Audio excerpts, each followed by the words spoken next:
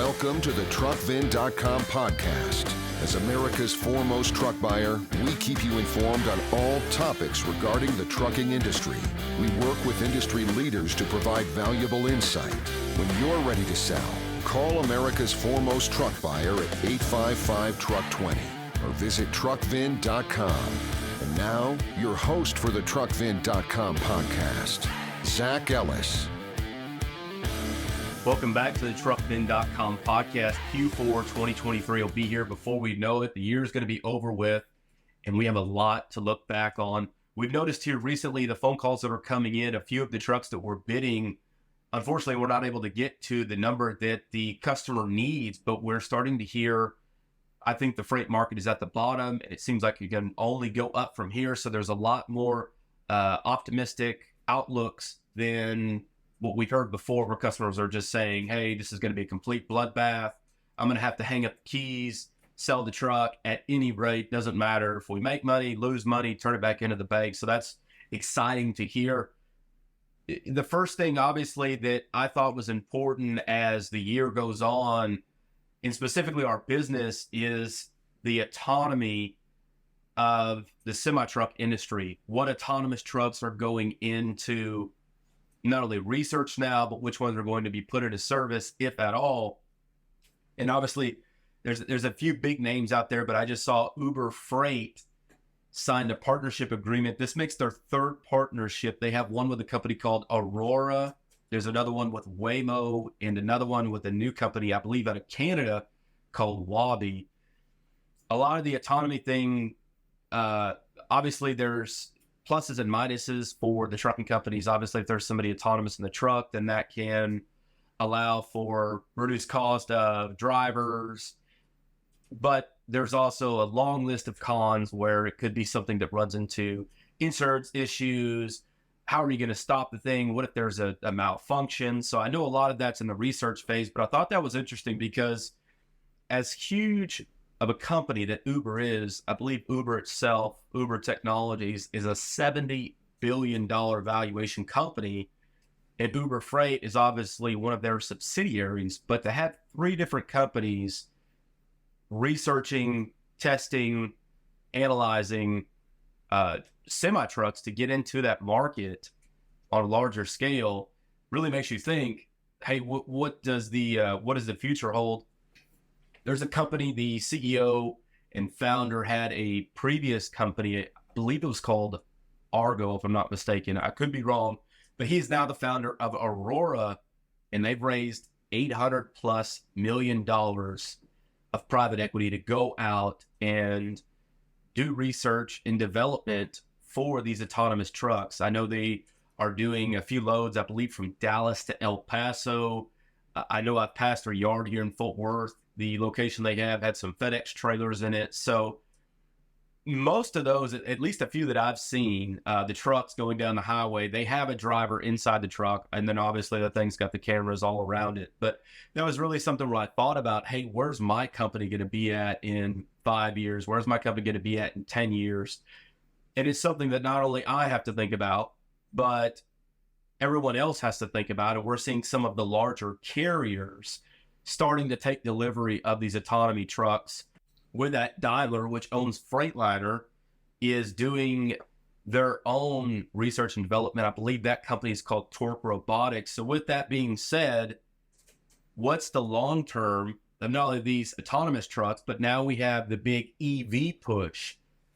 Love's just signed their first agreement or development site plan for a charging station, which is going to obviously service the semi-truck industry, or the trucking industry, excuse me. That's huge, especially a lot of these larger truck stops, people like Pilot, Flying J, the TAs, whoever it may be, to invest that money in that technology. Obviously, they see something going forward. But I know specifically here in Texas, we've dealt with ERCOT not being able to keep up with the simple energy that is needed to power homes and offices. How do we expect to power semi-trucks? And along with that, what's the range going to be on a semi-truck that is powered by who knows how many batteries. The infrastructure is not there, in my opinion, but it is something that we have to look at. With that, another huge thing that I thought was important to bring up, if you follow any of the major platforms, whether it's Transport Topics, it's FreightWaves, it's Truck Stop or something like that, there's a few of these larger platforms, and they followed a lot closely than I do. But the Senate House just heard the argument for FET tax. For those of you that haven't purchased a new truck or don't know what FET is, FET stands for Federal Excise Tax. It is a 12% tax that you pay when you purchase a new truck. Obviously, this could be huge industry-wide, but even more so for people that are purchasing large groups of trucks at a time. When you add another 12% to the price, if you figure the average used truck in a normal market, right, not right now, but in a normal market, an average new truck's 150, 155,000. You add 12% to that, we'll just say simple math, 10% is 15,000. So we'll call it 18, round up to $20,000 additional that you're paying in federal excise tax. That could be huge. And House just heard the argument for that. And obviously you have some of the larger carriers coming out, but I think more so than anything, it's going to help the smaller carrier when they're going to buy, say, 1 truck, 2 trucks, 5 trucks, because that is a huge upfront cost that you have. And obviously, given depreciation over time, as time goes on and you put more mileage on that truck, you're having to take that FET tax that was paid and depreciate it out. So that could be huge.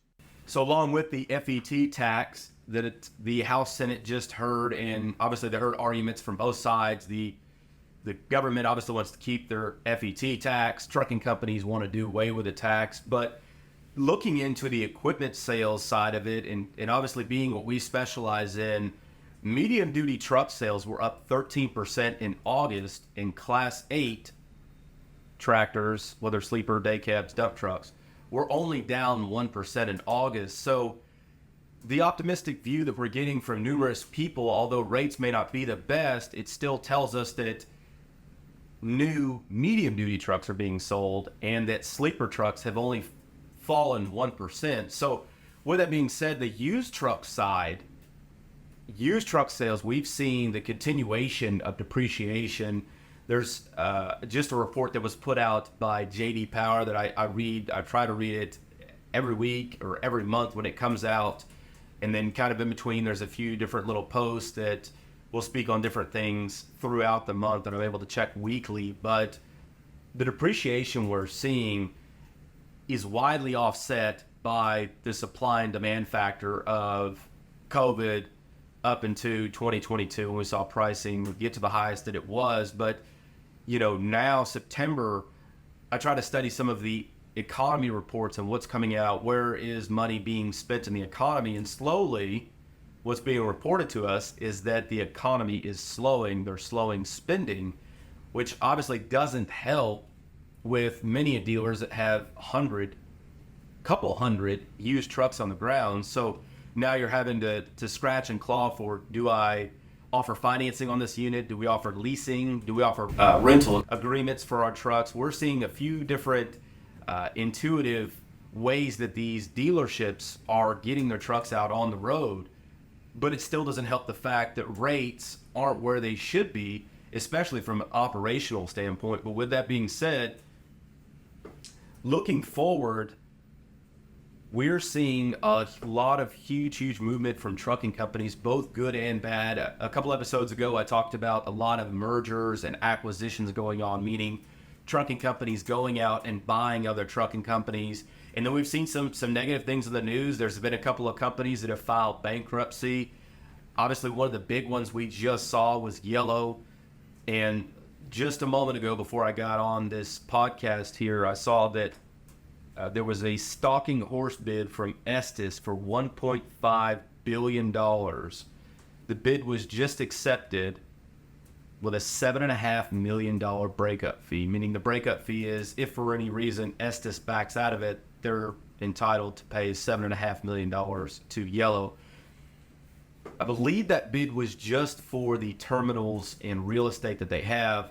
Obviously, their assets, and we haven't seen any of it yet, and I haven't dug into it as much as I should, but their assets are going to be a huge piece in the marketplace. I think there was something like almost 4,000 trucks and trailers that are going to be put into the market. So a lot of people are looking at it and saying, well, it could be good, it could be bad. This could be a time where you could buy equipment at a lower valuation, put it into your fleet and start running it, start making money. And obviously when things do turn around, you have the equipment already running it and you're not having to have these huge payments.